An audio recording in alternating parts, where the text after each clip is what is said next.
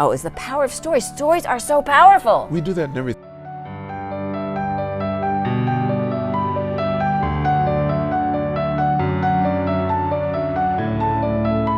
Well, Marissa, I want to thank you so much for taking this time. You've been here for how long? When did you come? I got here Monday.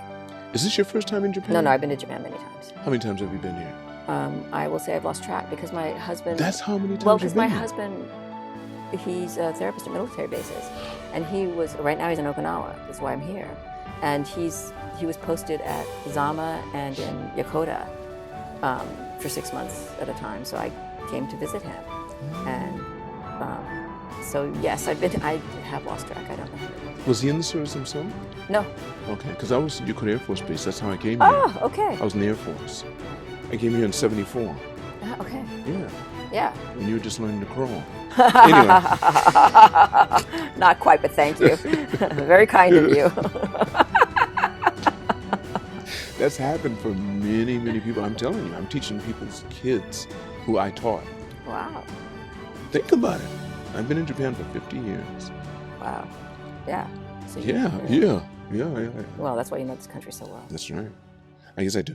Marissa, let's get started. Okay. Let me explain something to all of you that are watching, all of the viewers, or if you're listening. If you want to find out about Marissa, you can go on, just type in her name, Marissa Moss. You'll find out the awards she's won, the books she's written, what she's up to nowadays when she's coming through. So I'm going to ask her some questions a little bit different than that.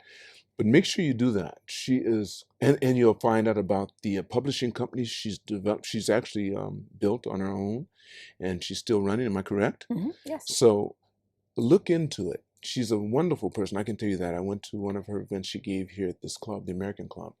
We're now in the library, and make sure you look behind her head because some of her books are up there. The librarian here, Sue, who is also on my podcast, made sure she had all this set up. And she's also a very personal friend, close friend with Marissa. Marissa, the first thing I'd like to start off with, I have some questions I've written down here about your personal journey and your persistence. Okay. You were rejected many times with your first book. At the age of nine, first of all, you started writing when you were 5, right? As soon as I could hold As soon as you could hold a pencil right, in exactly, your hand. a You crayon, probably started yeah. writing before then, just no one documented I started it. telling stories before then. Is that yes. right? Yes, absolutely. Oh, and no one gave you a crayon or anything to work with? Come on. You No, had something. I was telling at the age of stories 30. to my brothers and sisters. Is that right? Yes. From 3, 4 years As soon old? as I could talk, really. Because, yeah, stories are powerful and magic. And they were entertaining you and allowing you to do this. I was telling stories about characters that were thinly veiled references to them. Okay. And then if I was happy with them, something good would happen to their character. And if I was mad at them, something bad would happen to their character. And they would really react. So that's how I learned the power of stories. And you remember doing that? Oh, absolutely. How old do you remember? How far back do you remember? At what age? The first time, your first memory? Well, 4 is when I started school. So did I. So, I was put in a year too early. For boys, it's not good. For boys, it's not good. Really? Listen, oh, yes. So I made sure I have 4 sons. I put them back a grade each. The reason being is because we mature slower than girls. Nature's made it that way. We mature. You should know because of your sons. I have 3 sons, yeah, but I think there's a risk. We cannot there's a risk jump factor. rope. We don't skip. We'll stand like this, catching the ball, and let it hit in our face first. Girls respond differently because nature's made you that way. I don't know. I don't think I was yes, so good most at catching a ball, but But still, you could probably skip, and a little boy, he wouldn't know. I like to joke by saying this: when boys turn 15, they look down, they go left, right. What an awesome concept, dude! Little girls get it right away. Like you said, you're telling stories right away. None of your boys did that. They were still looking for shiny things and some food. Come on, no, doesn't happen. And if it does, it's rare. okay, It's all rare. right, okay. Okay, your early rejections. Okay, you started submitting your work at age 9, right? Right. And you faced many rejections. Okay. 5 years of rejection. What kept you going during those challenging years? I would take any crumb of encouragement an editor gave me when they responded. This is back in the dinosaur days. There was no internet, so I'm sending things by mail, or I'm going to New York because that's where all the publishers were and still are. Twice a year, showing them my portfolio. You were living where then? In California. In California, but you were born on the East Coast. Yes, but I only lived there for a couple of years. Right. Yeah, my father was an aerospace engineer, so that meant you'd get a contract with NASA, you'd do the job, you'd leave. I mean, we moved constantly when I was a kid. Right. Is he still, are your mother and father still here with They us? are. They are 90. Living in but California? yes, they are. Yeah. Your parents are 90 years old. Yes. My mother's 95, and she lives in San Bernardino. Ah, okay. You're in All San right. Francisco, right? I'm in across the bay in Berkeley, and my parents are in Palo Alto. Is that right? Yeah. Doing well.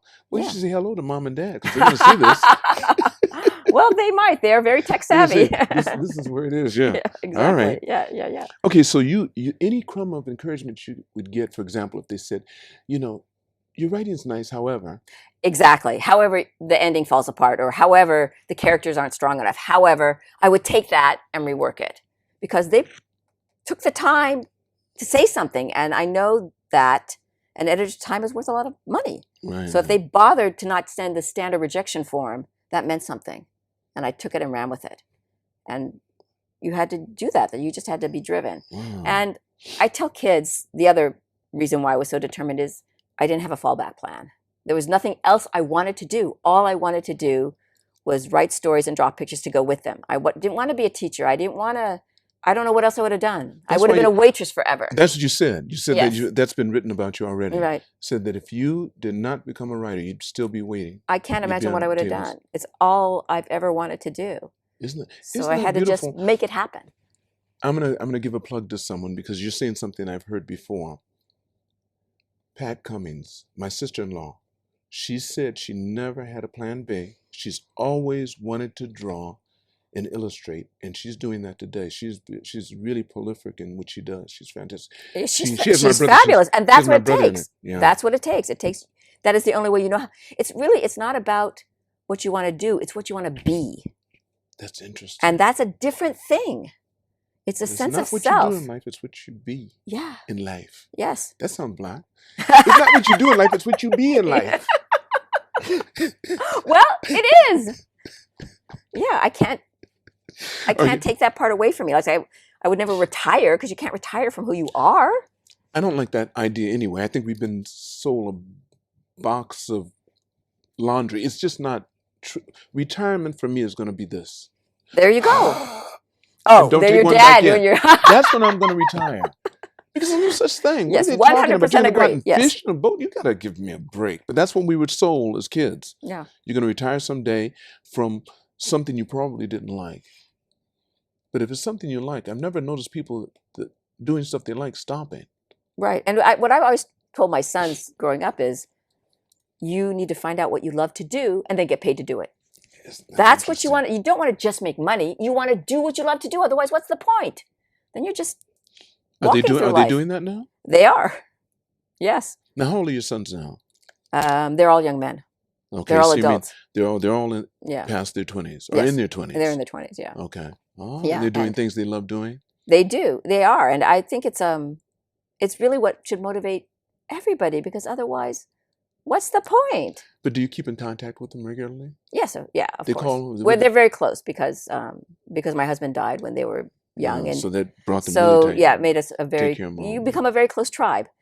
Because you realize mortality all of a sudden means something. Yes, exactly. It really Yes. means something. All of a sudden, you're not going to be here forever because your loved one's gone. Right. And you start thinking this time is precious. It's exactly. Every moment. You don't get it back again. That's exactly right, and I think it's a harsh lesson to learn, but Right. once you have it, you have to use it because Well, otherwise. let's go into this area. Your Amelia books. Sure, absolutely. Now, when you went to that stationery store, when you went to that store to shop, and you ended up getting your book, Oh, the your composition book. composition book, what inspired you to continue to go with this when you started writing this book? What brought up the inspiration? Well, the story behind the Amelia's Notebook series is that I think Amelia was like my 9th or 10th book. So I'd been doing traditional picture books before then, where the words and pictures are very separate. In fact, you write the text, you send it to the editor, they okay it, then you do the pictures, and they're often on separate pages even, like there's text on one side of the page and the art's on the other, depending on how it's laid out. And sometimes it's done by a separate person. You write the text, somebody else illustrates it. Although my first books I wrote and illustrated.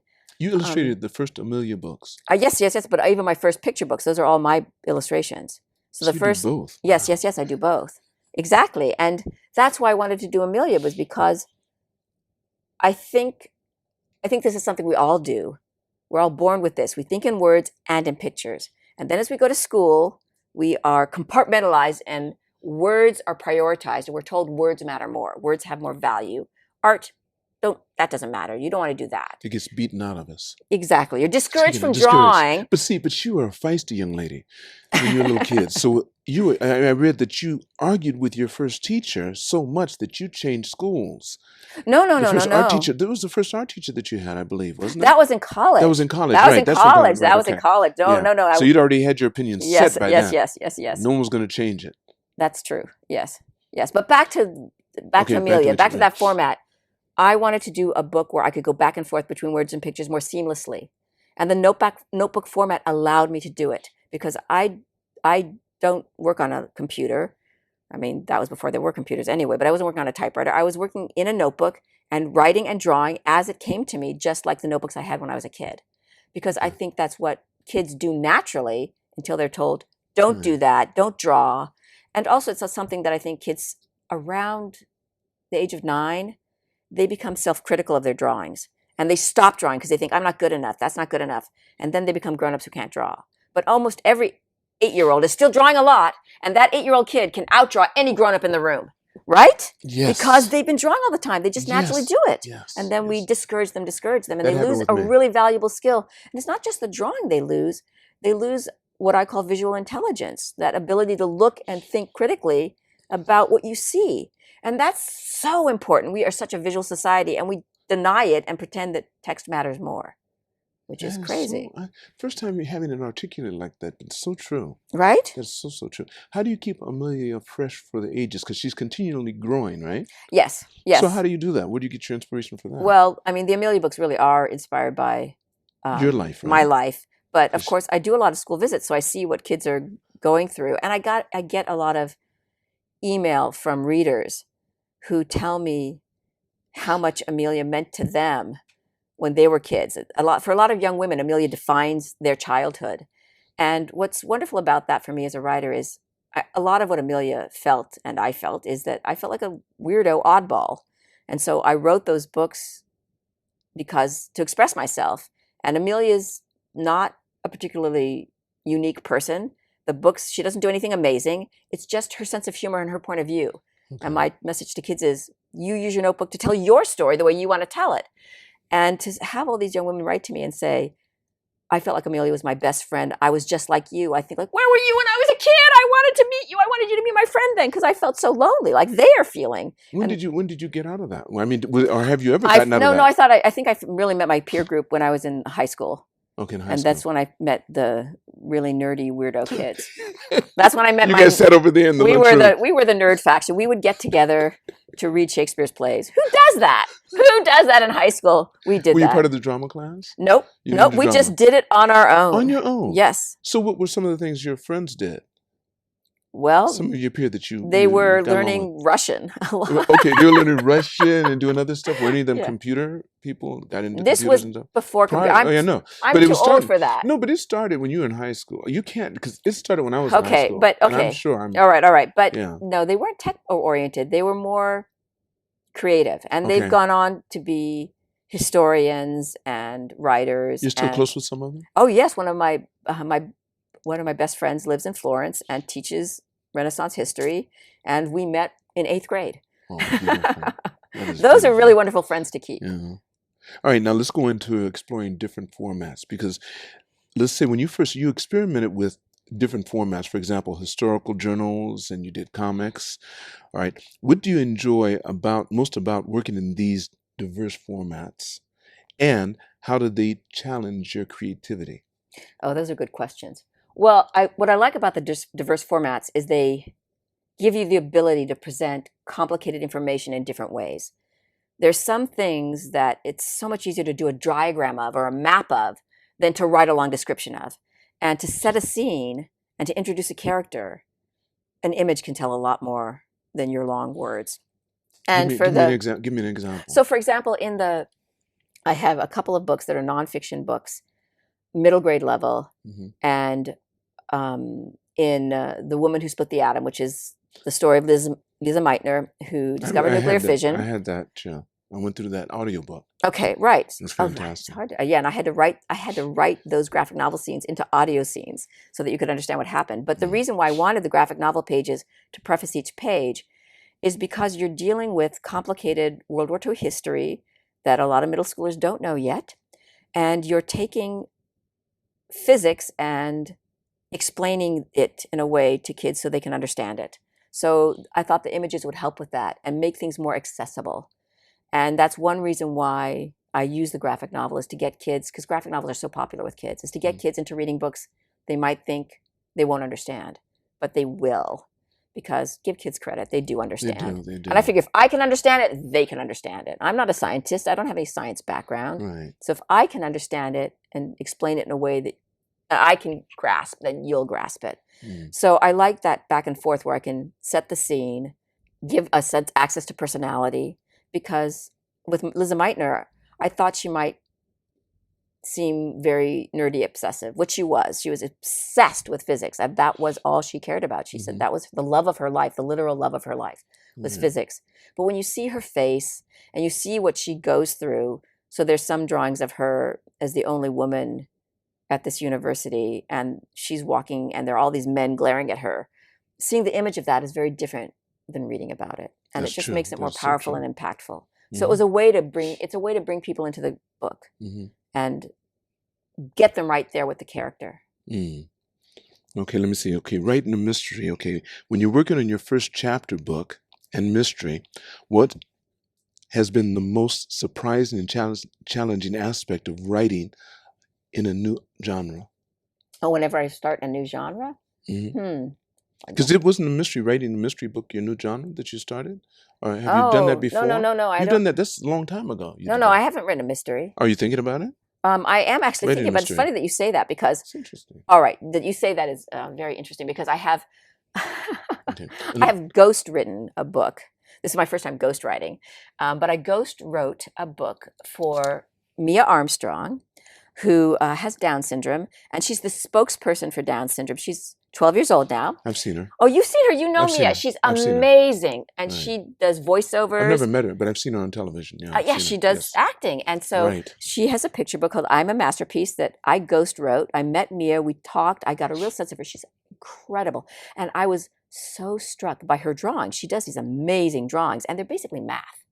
She looks at the world like a mathematician. She doesn't realize it. I told her, this is math. And she said, oh, I hate math. I said, no, you don't. Look what you're drawing.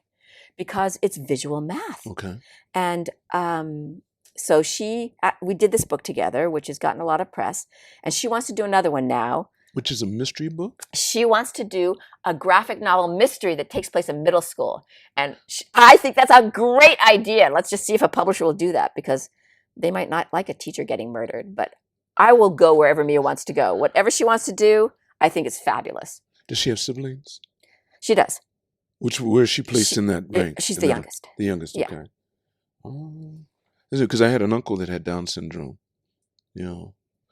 Okay, when you founded Creston Books, okay, your motivation and vision, what inspired you to start Creston Books? And what unique vision do you bring to this publishing house? Okay, well, I started Creston because there's a big consolidation happening in publishing. When I started out, there were a dozen publishers just for children's books. And each one had a very unique kind of look to it. And you would go and look at, oh, this is done by Macmillan, or oh, this is Lothrop Lane Shepherd. And you would know who to submit to because you'd see the kind of books they were doing. Now, there are 3 major publishers, maybe. I mean, Random House, Hachette. They're buying out all the They're smaller buying ones. out all the smaller ones. And what you end up is this bland sameness to publishing. All the books look the same. They're all doing the same books. And I thought, we're losing something very vital. And the last straw for me was, so Amelia's Notebook, when I did Amelia, by then I'd done 8 or 9 books. And I sent that book to the editors I'd worked with, and they all turned it down, saying, well, this is a weirdo format. Librarians won't know how to shelve it. Booksellers won't know how to sell it. It's not a picture book. It's not a chapter book. It's a thing. We don't know what to do with it. And it took a small press. It was 10 Speed Press in Berkeley, a very small press, which did Why Cats Paint. What Color's Your Parachute? I think they did that book. Right, They did Molly Katzen's cookbooks. Okay. So they did all these adult books, and they had just started a children's imprint called Tricycle. So 10-speed for grown-ups, Tricycle for kids, cute, right? And they didn't know better. So when I submitted Amelia to them, they fell in love with it and they bought it because they were a small independent press and they didn't know that they should follow the rules of New York and not do this book. And that book, Amelia is by far my best-selling book. That series has sold millions of copies. And I think there are 27 in the series. So that shows why you have to take chances on something new. Right. So when Random House bought 10-speed and ate up Tricycle, I felt like, wait a second, now there's not even Tricycle. And that's when I started Creston. Because I felt like So how long ago has that been? That's 10 years ago. 10 years ago. You've had it for a decade now. For a decade. And we do no more than 4 books a list because I'm writing and illustrating and also editing them. And I need to have time to really take care of those books, and each book is something we want to promote 100%. Regular publishing companies, they'll publish 100 books and they'll promote 5, and the rest just wither and die, and that's not fair to the author. They worked 100% on that book, so I want to work 100% on that book. Going to that, supporting authors, Creston Book aims to give authors a bigger role in their books, right? Exactly. So how does this approach impact the final product, and what benefits does it bring to the authors? Well, you'll have to talk to our authors, but I think what they feel is they all feel 100% supported. They know that we submit for every possible prize. We send widely for reviews. Like I said, we promote and we give them every possible chance. And we send them books, and if this is something they wrote but didn't illustrate, we'll send them the illustration sketches so they can have a say in what's working or not working. And that kind of idea of whether they want it to be, do you want 32 pages? Do you want it 40 pages? What size do you want it? We give them that kind of sense from the get-go so that they have some ownership and feel like this is their vision. And I've gone to people, do you know Julius Lester's books? You should, okay, because he's an important African-American writer. What kind of books does he write? Picture books. Oh, children's books. Okay. Children's books. Okay, so I went to Julius and said, because he hadn't published in a long time, I said, what's the book you've always wanted to do, but publishers wouldn't let you do? And that's the book we published with him. And it was a book about dealing with death.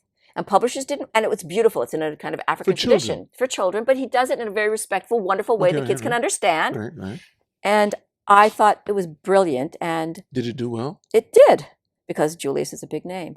Okay. He's since passed, but I felt honored to be able to do his book, and that's what I felt like we need to do. What are the books that big media doesn't want to do? Those are the ones I want to do. Right? Yeah.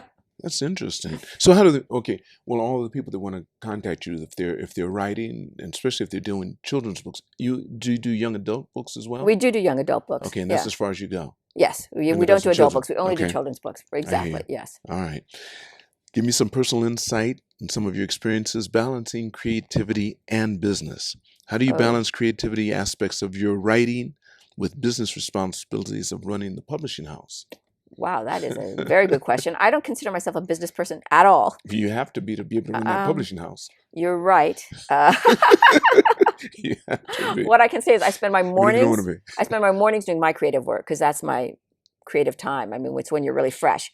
Then I do Creston work in the afternoon when I'm more tired, I guess, but able to focus on that kind of thing. It's a different kind of focus and muscle, really. Of course it is. But I would assume, because I'm sure you have a pretty big staff, right? No, we have a very small staff. Okay, you have a small staff. So you're reading what they've gone through, or things they've given to you to read, to go over. Right, exactly. Really so I'm doing a lot of editing and a lot of guidance, and then I basically, we have a slush pile, which slush means anything unsolicited, and we read everything. But it takes you sometimes to do it. Right. We have interns who do the first go. And then they'll how do they do? How does that work when you're doing it?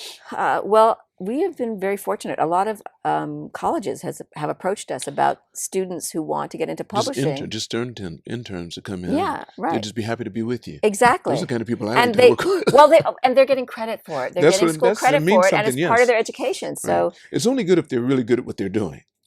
Because if Yes. they're not, then it becomes a headache, and it's Well, almost you're not worth it. absolutely right. Then it becomes, so that's why it's a give and take, and it works both ways. Because if they don't work, you're stuck with somebody that's giving you more work than you asked for. Well, you're 100% right. And Yeah. basically what I've learned very quickly is you see pretty quickly who is doing a good job, and they're the people you give the work to. And the other person you give less and less to, so they don't. Because you do have to keep the people you said you'll deal with, right? Right, exactly. Okay. And also you don't want to be unfair to the people in the slush pile, because if they get the intern that's not doing a good job, is that fair to them? Mm-hmm. So you want to make sure they get the best read. That's right. And I have also connections with librarians and teachers who are readers for us. So we get professional readers. Well, I consider them professional because they're in the profession, and they give us a lot of help and guidance. And also that way I get early buy-in for our titles. That's true. Let's go through advice for aspiring authors. Okay, dealing with rejection. Okay, what would be some of the advice you'd give to aspiring authors who are currently facing rejection? Well, you just have to keep trying. You really do. I think you have to have something. The thing. Do you eat Cheerios before you? I mean, no, every here's time the you thing. get a rejection. I think you have to. It's true for life, not just books. You have to get your sense of worth from yourself. So if you see yourself getting better and better and better, and you can tell when you're getting better, you can see if a story is getting stronger and stronger, then you need to just keep on going. You can't wait for someone to pat you on the head and say, "Oh, good girl," because that doesn't happen very often. Well, how do you survive? Let's see. Well, then you do waitress work or whatever Right, whatever it takes to bring the money in, Right. but you keep on doing your craft. You keep doing your craft, and you have Don't to let that hone stop. it.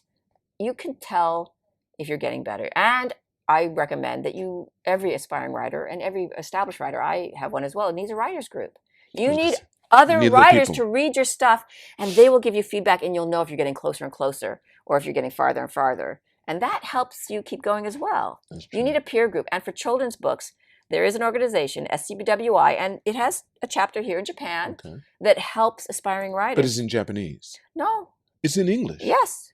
Here in Japan. Here in Japan. Okay. SCBWI, Where would they go? Society of Where would Children's they go? Book Writers and Illustrators. Okay, just go online and and you will find it. find them. And Okay. they have meetings, because I've spoken with them here in Japan. Yeah, they're fabulous. And they bring in professional writers and agents. So you get a sense of the professional world. And I think when you start taking yourself professionally seriously, then other people do as well. If you don't take yourself seriously, why should they? That's right. That's right. What about your future projects and ambitions? Upcoming work? Can you share with us some details about what you might be up to now? And yes, well, I'm working on another book in the same genre as the Liz Meitner and the Spying on Spies book. So graphic novel. I also did that. I did the audio book on Spying on Spies. That was good. The husband and wife team. Yes, that was fantastic. Talk about an impressive good. power couple. I could not stop listening to it. Oh, that's great to hear. I'm so glad. I just kept on going through it because I carried it. So even without the visuals of the codes, it does not matter. It was good because they had to go with all these. I decided to look up. It made me want to go online to look and see the machine they used. The Enigma. The Enigma machine. Yes, I wanted to see that because I remember seeing it in some movies, but I wanted to see it again. That's how good the audio book was. Oh, I'm so glad to hear that. It was excellent. Yeah. Oh, good. It was a good audio book. And good storytelling. I was looking too to see if there was a spy museum in Tokyo, because there's no museum showing the Enigma machine here. There is, of course, in Washington, D.C. Yes. There is at Bletchley Park in England, but nothing here about Did you look spies. to jazz? Oh, really? Nothing well, about I maybe if I spoke Japanese, I could find it. Possibly, you possibly maybe could. doing an But English language search, I can't find that. I would just say this: the Japanese are very covert, and they don't want to give away their secrets. Still, They don't. They keep it very quiet. It's behind the scene, just like their wealth. It's behind the scene. They don't want to be. In Japanese, there's a word called midatsu. That's easy to be seen. Midatsu is anything easy to be seen. The Japanese do not like to be. Okay. That's why if you go into a big company, the president sits in the back. He doesn't have a private room. He sits in the back of all the people in front. That's the old days. They don't go about trying to. He can walk among you and you would never know. Oh, that's fascinating. Okay. And he could be the one that owns the tallest office building here, Modi. There's no joke. And I love it because of that. Let's talk about exploring new horizons. Are there any new genres or formats that you're excited about exploring in the future? Well, if I do that mystery graphic novel with Mia Armstrong, I'm very excited to do a mystery. I want to do a mystery, and I want to do it from her point of view because I just love how she thinks. Is that to me, it's just she's so gifted, fresh and funny man, is she funny. And I just want to see if I can get that on the page. Because, writing funny is not easy. I know, that's true. Well, the comedians, I have respect for anyone that can get up there and say something to you and your side swipe. That's comedy. Yes, exactly. They have you going this way and all of a sudden they take the whip under you and you go, whoa! Yeah, exactly, exactly. That's nice. That is really nice. Your favorite book. Let's say, do you have any favorite books amongst the ones that you've written? If so, why? Okay, well, I do get asked that question a lot, and I'll say that I say the same thing. My favorite is always the one I'm working on right now, because when you're working on something, you're really into it and you're just obsessive and you're in this world. And then whenever I finish a book, I'm always slightly disappointed and think like, oh, it's not as good as I wanted it to be. You always think you could do something better, but you have to stop at some point. And then by the time the book comes out, because it's usually a year to 2 years before the book comes out, publishing has a long lead time. I call it a long pregnancy. By the time I get the book in the mail and I read it, it's like, oh, wow, this is pretty good. I like this. Like, I have to confess, I have not read Spying on Spies since it came out, so I'm not sure if it's good. Really? So I have to reread it. I haven't read it since it came out. I read the proofs before it goes to the printer, right. But I have to read it fresh again, and then I'll know, okay, that was a good book. That's interesting. Yeah, it has to be very. You need to get some distance from it. Right. Sometimes you do. You have to get back and do that. Do you get nervous before you get up? But I mean, I know we're wrapping this up, and we are, but do you get nervous when you get up to speak in front of people? I wouldn't say nervous, but I want to be sure that I don't waste people's time. So I want to tell them what they are interested in hearing. So like last night at the book group, I came prepared to give 2 different talks, and then I gave a third completely different talk because of who was there. So the librarians. Well, it was people who hadn't read the book. Oh, so since people had not read the book, I had to totally pivot, and that's fine. That's fine, right. And I do this all the time anyway, because when you're talking to kids, I always am pivoting according to their interest. You can read the crowd, and you see what engages them, and that's what you go with. And you also need to do what the teachers want you to do. So I'll talk to the teachers beforehand and say, what are you working on? What's the unit you're doing? And then that's what I focus on. So you just have to be flexible. That's true. And that's fine. It keeps it fresh. It does. So it's more just being prepared to be very different than what you think you're going to be.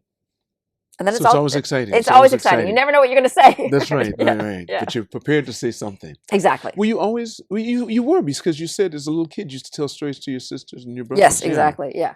And I had a fabulous 4th grade teacher who recognized that I was bored stiff in the classroom, reading at grade level.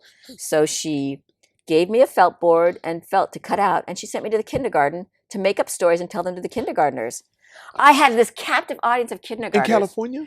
Yes. This was in California. I was so lucky. And let me tell you, this was not, and this was in West Covina, which is the armpit of LA. Right. So this was not a good school district, and it was not a good school. You were lucky. But you got a good I was so lucky. She was my one good teacher, I would say, in that school, was this 4th grade teacher, Mrs. Rooney. I still remember her name because of that. See, she's the one. Yes, she's the exactly. One. She's the one. And that was the best thing she could have done, was send me to talk to the kindergartners, because that's where I was just making up my own stories and seeing their rapt faces like, it was magic. Stop. Oh, it's the power of stories. Stories are so powerful. We do that in everything. That's what we want to hear. Matter of fact, my son's in a couple of different fields, and I've gotten involved too.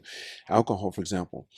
People judge the wine, their whiskey, by the story behind it. Absolutely. Oh, yes. Sells it. Oh, I don't care absolutely. What it is. Cars, the story behind it. It doesn't matter advertising what it is. Hey, that's politics. That's the story behind everything. Yes. Everything. Stories are the key to They're it. incredibly and the powerful. better storyteller you are, the better you can get that product out there. Yeah. And if it has quality, it will fly. Yes, exactly. Exactly. Right? Don't tell a story that's a story that isn't true. Before I end, Marissa, I always like to ask people this question. Knowing what you know now, if you could go back in time and meet the younger Marissa and give her advice, how old would she be, and what advice would you give her? It's a good question, because I just have this new book out, this Talia's Mathlete, Talia's co-book for mathletes, and it's a repair from my own experience as a middle school mathlete, that I was the only girl on the team, and I couldn't take the ostracism that nobody would talk to me, and I quit. And I also had, at the same time, I was lobbying. Girls had to take home ec, boys took shop. I didn't want to do home ec. I wanted to do shop. So I lobbied the principal to let me do shop, which he did. So I was put in the shop class, and the boys were horrible. And the teacher was horrible. They didn't want me there, and they made it abundantly clear. And I gave up. And I would go back and tell myself, stick it out. I should have, because I have to say, the adult me is ashamed and mad at the young me that I gave up, that I didn't stick it out. And I understand why I didn't. It's hard to be the only one of anything. It's not easy. And when the teacher is piling it on as well as the boys, you don't feel like there's a safe place. But I would say, stick it out and show them you can do it. Thank you so much, Marissa. My pleasure. I want to thank all of you for listening or watching this podcast. And never forget, it's all on loan, so continue to reach for the stars. Because you're too blessed to be stressed.